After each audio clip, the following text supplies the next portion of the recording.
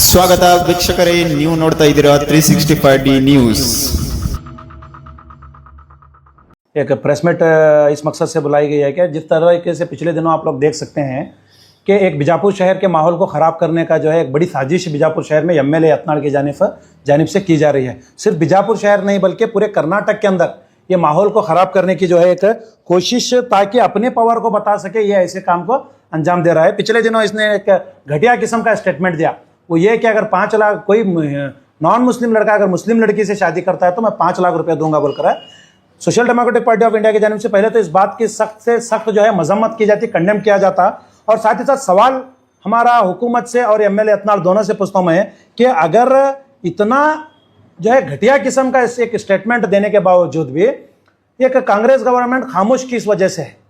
ये 5 लाख रुपए में मुस्लिम समाज के लड़कियों से शादी करने वाले को देता हूं बोले तो ये पूरे समाज के ऊपर एक बहुत बड़ा कलंक और साथ ही साथ जो है एक बहुत बड़ा जो है एक शर्मनाक बयान है।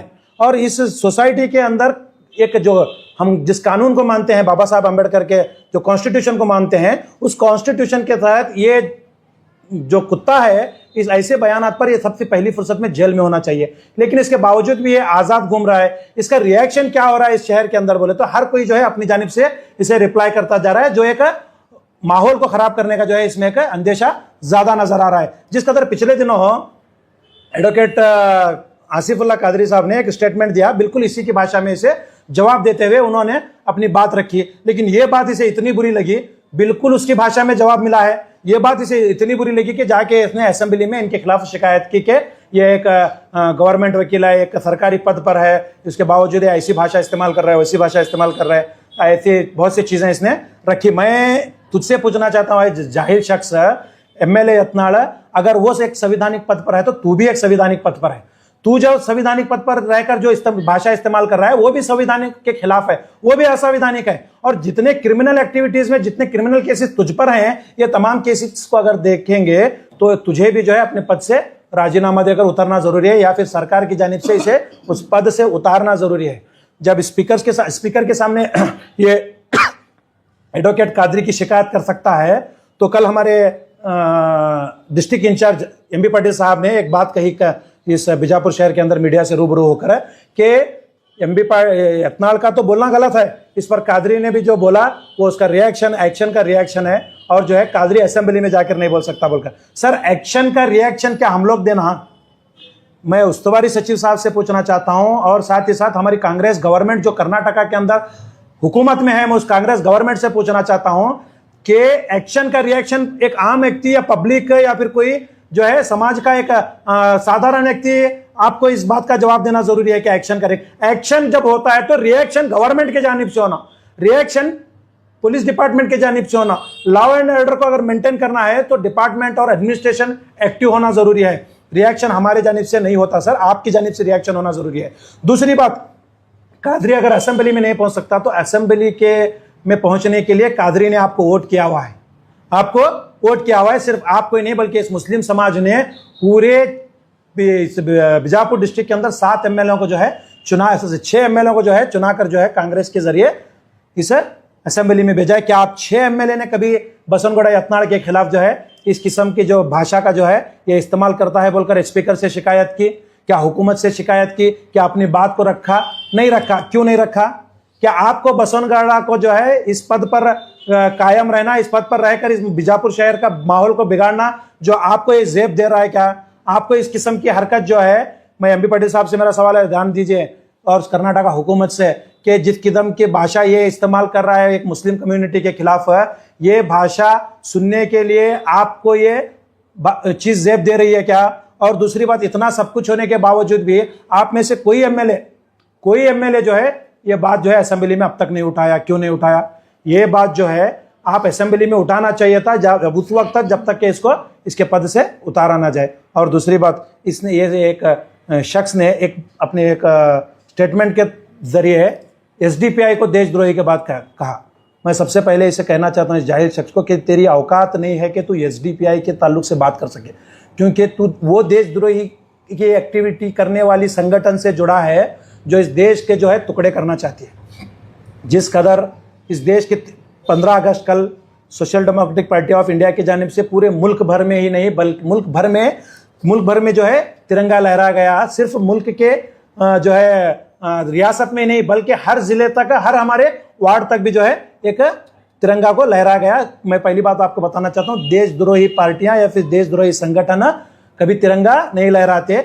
इसका सबसे बड़ी मिसाल आप लोगों को देना चाहता हूं कि आरएसएस एक ऐसी संगठन है जिससे हमारा एमएलए जुड़ा हुआ है, जिसने पूरे 52 साल 52 ईयर जो है इस देश के अंदर जो है तिरंगा नहीं लहराया। अब जाके इनको जो है अभी जबरदस्ती तिरंगा इनसे लहराया जा रहा है। और इसके बावजूद आरएसएस का एक मुखंड, आरएसएस का एक लीडर पिछले दिनों केरला के अंदर बड़ी मात्रा में आरडीएक्स रखे हुए पकड़ा गया। ये एक देशद्रोही एक्टिविटी में मुलविस है। और ये आरएसएस जो है गवर्नमेंट के जानिब से 2 बार बैन की जा चुकी है। और उसके बाद जो है आरएसएस का जो एक महिला जो है प्रज्ञा ठाकुर की अगर मैं बात करूं तो खुद ये जो है मालेगांव बम ब्लास्ट केस में इन्वॉल्व थी, जिस पर इल्जाम था कि मालेगांव बम ब्लास्ट केसेस में इसका हाथ है। तमाम मुल्क के अंदर देशद्रोही एक्टिविटीज के अंदर जब आरएसएस के लोग हैं, ऐसी संगठन से जुड़ा हुआ शख्स जब एसडीपीआई पे उंगली उठाता है तो ये तेरे लिए औकात नहीं है कि तू हमारे बारे में बात कर सके। और तू पहले अपने आप के गिरेबान झांक, फिर अपने आप के अंदर शर्म पैदा कर, तब जाकर तू है जो है इस देश की मोहब्बत के ताल्लुक से बात कर। सर, जब विधानसभा चुनाव में कांग्रेस जीत कर आई थी तो कांग्रेस की तरफ से ये बयान सामने आया था कि अगर कोई एक ही कम्युनिटी को निशाना बनाता है या विवादित बयान किसी धर्म के खिलाफ देता है तो उस पर जो है कड़ा एक्शन लिया जाएगा। तो आए दिन जो है यहाँ के सिटी एमएलए इस तरह के विवादित बयान दे रहे हैं, तो उन पर अब तक कोई कड़ा एक्शन नहीं लिया गया। सर, इस एक्शन की अगर मैं बात कहूँ तो ये कांग्रेस हुकूमत एक्शन की बातें सिर्फ मुसलमानों के दिली तसल्ली के लिए कहती है, क्योंकि इनका वोट बैंक इनके लिए बहुत ज़रूरी है। इनको हुकूमत में अपने पैरों पर खड़े रहने के लिए एक मुसलमान के बैसाखी की ज़रूरत है। बिना मुसलमान कम्युनिटी के वोट के कांग्रेस हुकूमत ना देश में खड़ी रह सकती है, ना किसी रियासत में खड़ी रह सकती है। जैसे ही इलेक्शन जीत कर ये लोग सत्ता में आते हैं, मुसलमान को भूल जाते हैं। यही हमारी सबसे बड़ी social democratic party of India की जानिब से शिकायत है कि जिस कदर कांग्रेस हुकूमत ने मुसलमान सियासतदानों को, मुसलमान जो है उलमा इकराम को, मुसलमान कम्युनिटी के जमातों को इस्तेमाल किया है अपने वोट बैंक को कन्वर्ट करने के लिए, मुसलमान कम्युनिटी को वोट बैंक में कन्वर्ट करने के लिए जिस कदर इस्तेमाल किया है, बिल्कुल उसी तरह मैं इन्हीं कांग्रेस मुखंड, मुस्लिम मुखंड से और उलमा कमेटी, उलमा इकराम से और साथ ही साथ हमारे जमातों से एक हाथ जोड़कर विनंती करता हूं कि हमारे हक के लिए आप कांग्रेस गवर्नमेंट के सामने जाकर बैठ के तलब कीजिए कि ये मुसलमान के खिलाफ इतने क्रिमिनल एक्टिविटीज जो है, इतने समाज के अंदर इतने जो है नाइंसाफियां जो मुसलमान के खिलाफ हो रही हैं, इसके खिलाफ जो है सख्त से सख्त जो है हमारी हुकूमत जो है कांग्रेस सरकार इस पर एक्शन लेना, ये हमारी जानिब से रखना भी ज़रूरी है। और अगर ये सब कुछ जानते हुए कांग्रेस गवर्नमेंट खामोश है तो थू है ऐसी हुकूमत पर, छी है ऐसी हुकूमत पर कि अपने वादों को सही तरीके से निभा नहीं पा रही है। इसलिए नहीं निभा पा रहे कि अगर हम किसी काम को मुसलमान के फेवर में करेंगे तो कहीं हमारा हिंदू वोट ना कट जाए। ये हिंदू वोट को बचाने के लिए मुसलमान इन्हें पता है कि मुसलमान वोट इनका नहीं कटेगा, क्योंकि मुसलमान को बीजेपी से डरा कर हम कन्वर्ट कर सकते हैं, लेकिन हिंदू वोट चला गया तो हम उन्हें कन्वर्ट नहीं कर सकते बोलकर ये कांग्रेस हुकूमत को पता है, इसलिए मुसलमान की तरफ तवज्जो नहीं देती। पहली दफा नहीं है सर, इससे पहले जो है उन्होंने टीपू सुल्तान को लेकर या हुजूर की शान में गुस्ताखी से ना जाने कई विवादित बयान आए हैं, इसके बावजूद भी जो है उन पर अभी तक कोई एक्शन की बात भी सामने नहीं आ रही। सर, यही हमारे एडमिनिस्ट्रेशन से हो या हुकूमत से हो, हमारी रिक्वेस्ट यही है कि माहौल को ख़राब करने का जिस कदर पहल काम ये यत्नाड़ कर रहा है, इसमें आप इनका साथ मत दीजिए, बल्कि इनके खिलाफ एक्शन लेकर इस बीजापुर हो या कर्नाटका हो, इसके जो है एक शांति वक्त जो माहौल है इसे बरकरार रखने में आप अपना रोल निभाइए। आप अपनी कुर्सियों पर जो है बेवजह जो है बैठकर इस हुकूमत पर हो या इस कर्नाटक रियासत पर हो या अपनी ड्यूटीज़ पर हो, बेवजह जो है आप उस कुर्सियों पर मत बैठिए, बल्कि अपनी जिम्मेदारियों को निभाइए। आपको जो है इस यत्नाड़ के खिलाफ एक्शन लेना जरूरी है, इसे जेल में डालना जरूरी है, अगर इस बीजापुर शहर के वातावरण को अगर आप शांति से रखना चाहते हैं तो। सर, यहाँ पर यत्नाल जी तो आए दिन विवादित बयान दे रहे हैं कि आपको लगता है कि इसकी जगह कोई मोहम्मद याकूब इस तरह के नाम होते तो उन पर कोई एक्शन नहीं होता? बिल्कुल होता, क्यों नहीं होता, बिल्कुल होता। ये यत्नाल ही है जिसे जो है छोड़ा जा रहा है। अगर इस किस्म का कोई बयान मुसलमान देता तो शायद ये अब तक जेल में होता और इस पर यूएपीए लगाया जाता। और ऐसे यूएपीए वाले कई एक्टिविटीज में जो है हमारा एमएलए यत्नाल मुलविस है, इसके बावजूद भी इस पर एक छोटा एफआईआर करके इसे बरी किया जाता और उस पर भी स्टे आता, फिर उसे रोक दिया जाता, फिर किसी किस्म की कानूनी कार्रवाई नहीं होती। क्या मतलब इस चीज़ का? क्या मतलब? अरे याद रखिए, ये मुस्लिम समाज इतना कमज़ोर नहीं है कि कांग्रेस गवर्नमेंट पर डिपेंड होकर रह सके। अगर ये मुस्लिम समाज अपने अपने उसके खिलाफ किए गए एक्शन का रिएक्शन में अगर आ जाए ना, तो याद रखो, तुम हुकूमत हो, एडमिनिस्ट्रेशन हो, या फिर कोई भी इस देश के अंदर ऐसी कोई एजेंसी नहीं है जो मुसलमान को कंट्रोल कर सके। ये मुसलमान शांति चाहता है, इसलिए खामोश बैठा है। इसका आप गलत इस्तेमाल मत कीजिए, या फिर इसकी भावनाओं के साथ मत खेलिए। मैं आप लोगों को बता रहा हूँ। कल मिनिस्टर एमबी पाटिल जी ने जो यहाँ पर दौरा कर रहे थे कई जगहों का, तो उन्होंने कहा कि एमएलए यत्नाल पर जो है एक्शन लेने के लिए जो है वो सिद्धरामैया से इस बारे में चर्चा करें। सर कब चर्चा करेंगे, कब एक्शन लेंगे, मुझे आप बताइए। सर होकर तो 1 हफ्ता हो गया, लगभग 6 दिन से ज़्यादा हो गया। अब भी आप लोगों को पब्लिक डिमांड करने पर आप एक्शन की बात कर रहे हैं, आप चर्चा करने की बात कर रहे हैं। अब तक तो हो जाना चाहिए ये। क्यों आप यहाँ पर एसपी को नहीं बोल सकते क्या? सिद्धरामैया साहब से बात करेंगे वो बात अलग है, आप एसपी को बोल नहीं सकते क्या इस पर एफआईआर करके इसे अरेस्ट करो बोलकर? या फिर एसपी साहब को भी बोलने की जरूरत है क्या? मतलब कोई अगर क्रिमिनल एक्टिविटी हो रही है, कोई समाज के वातावरण को खराब करने की कोशिश कर रहा है, तो उसका ऑर्डर एसपी साहब को अरेस्ट करने के लिए सिद्धरामैया साहब से आना जरूरी है क्या? क्यों आप सो मोटो केस नहीं फाइल किया एसपी साहब? क्यों उस्तवारी सचिव इस ताल्लुक से जो है एक अवेयरनेस नहीं लाए? क्यों इसके ताल्लुक से सीरियस नहीं हुए? यही जो आप मुस्लिम समाज को, मुस्लिम कम्युनिटी को बहुत लाइट ले रहे हैं, आप सिर्फ इसे वोट बैंक की तरह इस्तेमाल कर रहे हैं। मैं मुस्लिम मुखंड से बोलना चाहता हूं, एक बहुत बड़ी बात मैं आप लोगों के सामने बताना चाहता हूं। अगर यही मुस्लिम मुखंड अगर हुकूमत के सामने चैलेंज करेंगे कि आप लोग अगर यत्नाल के खिलाफ एक्शन नहीं लेंगे तो हम इस कांग्रेस पार्टी से राजीनामा देकर पार्टी छोड़ देंगे, बस इतना ही स्टेटमेंट आप कल के रोज दीजिए मुस्लिम मुखंड से। अगर आप लोगों में दम है तो इतना स्टेटमेंट दीजिए, देखिए दूसरे दिन एक्शन होगा या नहीं होगा। सर जैसे कि इस दर में जो है हर कम्युनिटी के लोग जो है, हर धर्म के लोग मौजूद हैं, लेकिन मेयर चुनाव के दौरान जो है यहाँ के सिटी एमएलए उन्होंने अपने बयान के दौरान कहा कि इस देश में जो है हिंदुओं को सुरक्षा चाहिए।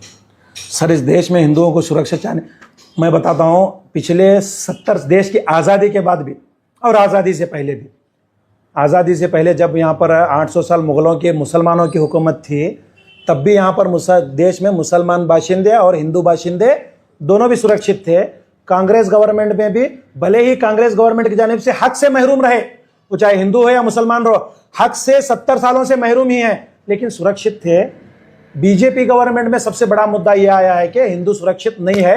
ये सोचना पड़ेगा कि बीजेपी गवर्नमेंट में ही हिंदू सुरक्षित क्यों नहीं है।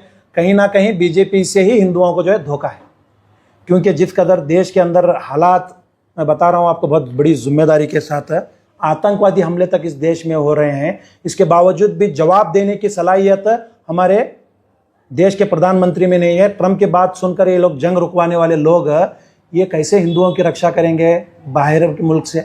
मुसलमान से कहीं हिंदू को जो है खतरा नहीं है। बैरूनी ममालिक जिस कदर पाकिस्तान और चीन हम पर नजर रख के बैठा हुआ है, जब ऐसा एक बुज़दिल और कायर प्राइम मिनिस्टर हिंदुस्तान को मिला है जो कि ट्रंप की बात पर अपनी वार को रुकवाता है, ऑपरेशन सिंदूर को रुकवाता है, जो है हिंदू समाज के औरतों और जो है पूरे देश के जज्बात के साथ अगर खिलवाड़ करता है, तो ऐसे प्रधानमंत्री से, ऐसे प्रधानमंत्री की पार्टी से हिंदुओं को सुरक्षित रखने की जरूरत है। और वो काम इस देश का संविधान को मानने वाला मुसलमान शख्स ही कर सकता है। आए दिन यत्नाल जो विवादित बयान दे रहे हैं, उन पर लगाम लगाने के, उन पर रोक लगाने के लिए उनको क्या करना चाहिए? आप सर क्या करना चाहिए मैं नहीं बताऊंगा। एक्शन जो है कानूनी दायरे में रहकर आप लेना जरूरी है। अगर आप एक्शन नहीं लेंगे तो हम क्या कर सकते हैं वो मैं आपको बताता हूं। अगर आप एक्शन नहीं लेंगे इस शख्स पर, तो मैं तमाम इस देश की महिलाओं को, इस शहर की महिलाओं को, जो हर समाज से हो, किसी भी कम्युनिटी से, हर महिलाओं को लेकर, क्योंकि महिला का मुद्दा है, हर महिलाओं को लेकर इसी एमएलए यत्नाल के घर को जो है घेराव करूंगा मैं। और अक्सर जो अदर सिटीज के लोग होते हैं वो कंप्लेंट करते रहते हैं कि बीजापुर की जनता जो है सोई है, इस बारे में कोई भी सामने नहीं आते, ज्यादा बोलते। सर बीजापुर की जनता सोई नहीं है। बीजापुर की जनता जो है कांग्रेस पार्टी पर उम्मीद लगाए हुए बैठी है, वरना इस शहर के नौजवानों का इतिहास तो आप जानते हैं, मैं ज़्यादा एक्सप्लेन नहीं करूँगा। आपकी पार्टी की तरफ से कोई केस हुआ है? सर हमारी पार्टी की तरफ से नहीं, ऑलरेडी उस पर 1-2-3 केस हुए हैं। तो फिर हमारी पार्टी का एक विंग जो है वुमेन इंडिया मूवमेंट, इस ताल्लुक से एफआईआर दर्ज करने के लिए भी गया हुआ था। तो वहाँ पर सीपीआई साहब ने, वैसे भी एफआईआर हो चुका है, सभी एफआईआर मर्ज होंगे, हम लोग एक्शन लेंगे बोलकर एक आश्वासन दिलाकर भेजा है। हमें पता है किसी किस्म का एक्शन सीपीआई साहब की जानिब से होंगे या फिर एसपी साहब की जानिब से होंगे, किसी किस्म का एक्शन नहीं होगा, बल्कि उल्टा जो है एक आश्वासन दिलाकर इस मामले को ठंडा किया जाएगा। यही ठंडा नहीं होना हमारा मकसद है हुकूमत से। आने वाले दिनों में आपकी तरफ से कोई प्रोटेस्ट देखेंगे? बिल्कुल देखने को मिलेगा, बिल्कुल होगा। हम इसके घर को ही घेराव करेंगे इंशाल्लाह।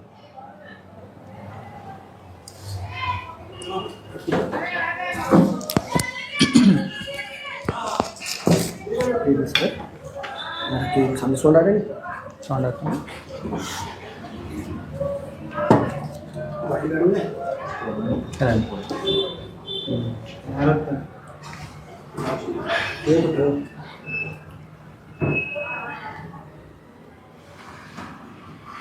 शुरू। अस्सलाम वालेकुम, जय भीम। आज social democratic party of India की जानिब से जो आज यहाँ पर एक प्रेस कॉन्फ्रेंस रखा गया, उसके रखने की वजह है कि जो बीजापुर का एमएलए बसनगौड़ा रामनगौड़ा धर्मकटली, जो एक पाटिल नहीं है, जो एक धर्मकटली जिसका आड़ा नाम है, जो एक पान वाला है, वो एक आज हमारे बीजापुर शहर के एक माहौल को ख़राब करने की कोशिश कर रहा है, यहाँ की अमन और शांति को ख़राब करने की कोशिश कर रहा है। जो एक एमएलए कहलाने के लायक भी नहीं है, जिसकी छपरी बातें, जिस नालायक और जाहिल जो बातें करता है, वो एक एमएलए के लिए वो शोभा नहीं देता।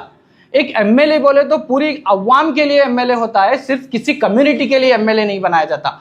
जो एमएलए यतनाड़ जो है, जो मुस्लिम कम्युनिटी को टारगेट करके हाल ही में जो कोप्पल में वहाँ एक मर्डर हुआ था, वहाँ एक मर्डर केस में जब वो फैमिली के लिए एक तसल्ली देने के लिए वहाँ पर जाता, जब मीडिया उससे सवाल करता है तो वो वहाँ पर उस मीडिया के ज़रिए कहता है कि अगर एक हिंदू लड़का अगर एक मुसलमान लड़की से शादी करेगा तो मैं 5 लाख रुपए इनाम दूंगा। ये एक अनकॉन्स्टिट्यूशनल बात है। आज तक इस यतनाड़ पर कोई सख्त एक्शन क्यों नहीं हुआ? आज तक ये लॉकअप में बंद क्यों नहीं हुआ? एक यतनाड़ एक भगवा लव ट्रैप को चलाने की कोशिश कर रहा है। जो यतनाड़ जो काम कर रहा है, एक भगवा लव ट्रैप चलाने की कोशिश कर रहा है, और कहीं जो हिंदुस्तान के जो मुस्तकबिल, जो आने वाले फ्यूचर, जो नौजवान जो एजुकेशन हासिल कर रहे हैं, उन नौजवानों की जिंदगियों को तबाह करने का काम ये बसनगौड़ा यतनाड़ कर रहा है। क्योंकि जो लोग एजुकेशन कर रहे हैं वो 5 लाख की लालच में कुछ भी क्राइम कर सकते हैं। पहले तो एक भूखमारी से यहाँ पर जनता मर रही है और बेरोजगारी से इतना लोग परेशान हैं। ऐसे हालात में जब 5 लाख का जब डिमांड रखा जाएगा तो जनता उसकी तरफ ओझल हो जाएगी, तो यंग जनरेशन का एक माइंड डाइवर्ट होगा। तो इस तरह से यहाँ एक फसाद बर्पा करने की कोशिश की जा रही है यतनाड़। आज वो जो मुसलमान लड़कियों से जो बात किया, जो 5 लाख इनाम दे, वो पहला केस ही नहीं बल्कि इसने रन्या राव के खिलाफ, जो एक्टर रन्या राव थी, उसके खिलाफ भी गलत स्टेटमेंट दिया। महिलाओं की कुछ रिस्पेक्ट ही नहीं है यतनाड़ के पास। यह तबस्सुम राव, जो गुंडू राव हेल्थ मिनिस्टर गुंडू राव की धर्मपत्नी तबस्सुम राव के बारे में भी कहा कि आधा पाकिस्तान उनके घर में है। तो ये कैसे स्टेटमेंट देता है? सोनिया गांधी जी के बारे में भी गलत स्टेटमेंट देता है। ये यतनाड़ के पास महिलाओं की कुछ भी रिस्पेक्ट नहीं है, महिलाओं की कुछ इससे रिस्पेक्ट नहीं। क्यों रिस्पेक्ट नहीं कर पा रहा है? क्यों किसी की बेटियों की वो रिस्पेक्ट नहीं कर पा रहा है? वो इस वजह से क्योंकि उसके कुछ बेटियां ही नहीं है, उसके सिर्फ बेटे हैं। वो अगर उसे कोई बेटी होती तो वो बेटी के दर्द को समझ सकता, वो बेटियों की तकलीफ को समझ सकता, बेटियों की इज्जत क्या होती है उसको वो बात समझ में आती। एक पॉलिटिकली प्रॉफिट के लिए किसी औरतों की इज्जत को दांव पर लगाना ये अच्छी बात नहीं। वो चाहे किसी भी कम्युनिटी की लड़की हो, हर महिला की इज्जत है, चाहे दलित की लड़की हो, चाहे मुसलमान लड़की हो, चाहे क्रिश्चियन हो, चाहे कोई भी कम्युनिटी की लड़की हो, वो महिला की इज्जत। और धर्मस्थला का जो केस, वहाँ जो सौजन्या का जो रेप हुआ, दलित बच्ची का जो रेप हुआ, सौजन्या का केस, उस केस को जब एसआईटी को दिया गया तो वो एसआईटी को क्यों दिया गया करके ऐसे स्टेटमेंट ये यतनाड़ देता है। जब सौजन्या एक दलित बच्ची का एक रेप होता है, उस केस को एसआईटी को दिया गया तो वो एसआईटी को देने से इसको प्रॉब्लम है यतनाड़ को। क्या इसके घर की बच्ची होती तो क्या वो ऐसे स्टेटमेंट बोलता था क्या? अगर उसकी बेटी, उसकी बीवी, उसकी बहन, उसकी कोई भी हो जाती तो वो एसआईटी को क्यों दिया गया ये केस, ऐसा स्टेटमेंट उसका आता था क्या? नहीं आता था। यतनाड़ देखो बार बार मुस्लिम कम्युनिटी को टारगेट कर रहा है, कभी मदरसों को बंद करने की बातें करता है। मदरसों को मैं यतनाड़ को आसाम के सीएम हेमंत बिस्वा की मिसाल देता है, कभी योगी आदित्यनाथ की मिसाल देकर कहता है कि मदरसों को बंद किया जाएगा। मैं यतनाड़ को आपके न्यूज़ के माध्यम से कहना चाहता हूँ, अगर जंग आज़ादी में, अगर जो हिंदुस्तान जो आज़ाद हुआ, आज यतनाड़ भी जो इस आज़ाद मुल्क में आज़ाद रहकर एक भाषण जो दे रहा है, ये आज़ाद मुल्क में अगर इस जंग आज़ादी में अगर मुसलमान उलमा इकराम और वो मदरसे वाले अगर उस जंग आज़ादी में हिस्सा लेते तो शायद ही ये देश आज़ाद नहीं हो सकता था। इस देश हिंदुस्तान को कभी आज़ादी नहीं नसीब होती।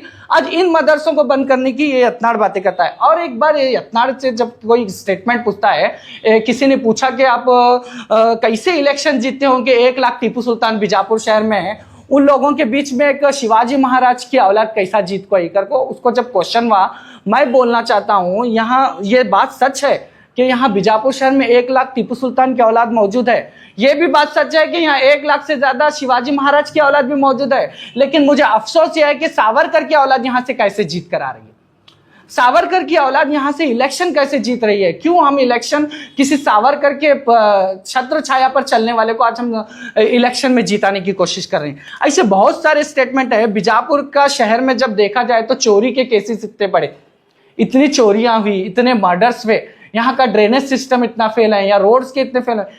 इन मुद्दों पर कभी यत्नाड़ बात नहीं करता। क्यों? क्योंकि वो इस डेवलपमेंट की तरफ उसकी नजर नहीं, सिर्फ कम्युनलिज्म की बात करता है, हिंदू मुस्लिम की बात करता है, आपस में बांटने की बात करता है। और रिसेंटली बसवन्ना जी, जो बसवन्ना भी एक बहुत अजीम शख्सियत, उनके बारे में भी कुछ अनाप शनाप बातें कहकर एक लिंगायत समाज के बसवन्ना जी की शान में गुस्ताखी करने की कोशिश की। ये कहीं ना कहीं कोई ना कोई समाज के बारे में कुछ भी सोचता नहीं है, समझता नहीं है, क्या बोल रहा हूं उसे उस बात का ख्याल नहीं रहता, सिर्फ स्टेटमेंट देता है। ये बात कहां तक पहुंचती है उसे इस बात का अंदाजा नहीं है। कभी हमारे नबी, प्यारे नबी मोहम्मद अरबी सल्लल्लाहु अलैहि वसल्लम के बारे में भी उसने गलत अल्फाजों का इस्तेमाल किया। ऐसे बहुत सारे हमारे रहनुमाओं के बारे में, हमारे लीडर्स के बारे में, टीपू सुल्तान रहमतुल्लाह अलैह के बारे में भी देशद्रोही का लक़ब दिया। कभी टीपू सुल्तान के बारे में बोलता है, कभी औरंगजेब के बारे में बोलता है, कभी मुसलमान लोग उसके ऑफिस के करीब नहीं आना, कभी बुरके वाले उसके ऑफिस के करीब नहीं आना। मैं आज यत्नाड़ से एक सवाल पूछना चाहता हूं, अगर मुसलमान लड़कियां तेरे ऑफिस की, हिजाब वाले लड़कियां तेरे ऑफिस के नजदीक नहीं आना, तो हाल ही में जो मेयर इलेक्शन हुआ वहां पर एक हिजाबी लड़की, एक मुस्लिम हिजाबी लड़की का वोट लेकर मेयर इलेक्शन में बीजेपी का कैंडिडेट क्यों बैठाया? क्यों तुझे मुसलमान लड़की की वोट की जरूरत पड़ी? जब तुझे जरूरत होती है तो मुसलमानों का इस्तेमाल करता है क्या? अगर मुसलमानों से तुझे नफरत थी तो उस लड़की का वोट नहीं लेना चाहिए था तुझे मेयर बिठाने के लिए। और बहुत सारे बातें हैं यत्नाड़ के बारे में। देखो, आज तक यत्नाड़ पे कोई एक्शन नहीं हुआ। एक्शन नहीं हो रहा, क्यों नहीं हो रहा, इसकी खास वजह हमको समझ में नहीं आ रही। आज तक यत्नाड़ पे वो सेक्शंस नहीं लगाए जा रहे जो नॉन अवेलेबल हैं। आज तक भारतीय न्याय संहिता के वो सेक्शंस उस पर लागू नहीं किए गए जिससे वो अरेस्ट हो सके। सिर्फ सिंपली एक एफआईआर दर्ज होता है, फिर एफआईआर दर्ज होने के बाद हम लोग भी खामोश बैठते हैं, इस मामले को साइलेंट किया जाता है। लेकिन इस बार जो ये यत्नाड़ का जो स्टेटमेंट है, मैं इस मुद्दे को लेकर हम खामोश नहीं बैठेंगे। इस मुद्दे को लेकर हम पूरे बीजापुर शहर की हर कम्युनिटी को, लड़की को उठाकर, कॉलेजेस से लड़कियों को उठाकर, हर महिला को उठाकर लेकर इस यत्नाड़ के खिलाफ प्रोटेस्ट करवाएंगे। अगर वो अरेस्ट नहीं हुआ तो उसके घर का घेराव भी करेंगे। देखिए, यत्नाड़ कभी महात्मा गांधी के बारे में भी कुछ गलत अल्फाजों का इस्तेमाल करता है और बार बार पाकिस्तान का नाम लेकर यहाँ के माहौल को खराब करने की कोशिश कर रहा है। मैं कहना चाहता हूँ यत्नाड़ को, जो बार बार जो तेरी स्पीच में जो पाकिस्तान का नाम लेता है, अगर तुझे पाकिस्तान से इतनी मोहब्बत है, अगर पाकिस्तान से तुझे इतना प्रीत है, तो पाकिस्तान को तू चला जा।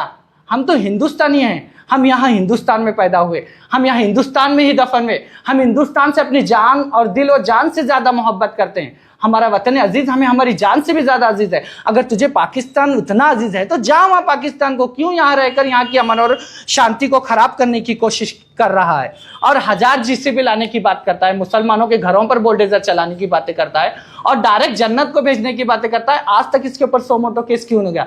डायरेक्ट जन्नत को भेजने का मतलब क्या है भाई? डायरेक्ट को जन्नत को भेजने का मतलब यह है कि मुसलमानों को कत्लेआम कराने की बात करता है, मुसलमानों के मर्डर्स कराने की बात करता है। आज तक इस पर कोई केसेस दर्ज नहीं होते, आज तक इसे अदालतों में नहीं घसीटा गया। अगर सिंपली कोई भी मुसलमान कोई स्टेटमेंट देता है तो उसे जेलों में लॉक किया जाता है। एक यत्नाड़ी एमएलए होकर इतनी बकवास करता है और उसे जेल में नहीं लॉक किया जाता है। क्यों हिंदुस्तान के संविधान को मुसलमानों के लिए अलग, यत्नाड़ के लिए अलग क्यों बनाया जा रहा है? यह संविधान हर किसी के लिए एक दर्जा रखता है, हर किसी को मसावी का हक, मसावत का हक देता है। हर किसी के लिए वही सेक्शंस, वही आर्टिकल्स लगने चाहिए जो हर एक मुसलमान के लिए लगते हैं। बस इतना मैं आखिर में कहना चाहता हूं कि यत्नाड़ का कैसे भी करके जुबान पर लगाम लगाई जाए। अगर इसके जुबान पर लगाम नहीं लगाई गई तो आने वाले दिनों में यहाँ हमारे बीजापुर शहर का माहौल खराब होने की अंदेशा है। और मैं सभी कम्युनिटी से आखिरी में मैं हमारे बीजापुर शहर की तमाम कम्युनिटी, हिंदू, मुस्लिम, सिख, ईसाई, दलित, तमाम संगठनों, तमाम ऑर्गेनाइजेशन, तमाम पॉलिटिकल पार्टी से गुजारिश करता हूं कि इस यत्नाड़ के खिलाफ जल्द से जल्द एक स्ट्रिक्ट से स्ट्रिक्ट एक्शन लेने की कोशिश करें। अगर हम स्ट्रिक्ट से एक्शन लेने में नाकाम रहे तो यत्नाड़ बहुत आगे चला जाएगा और इस शहर का अमन और शांति खराब हो जाएगा।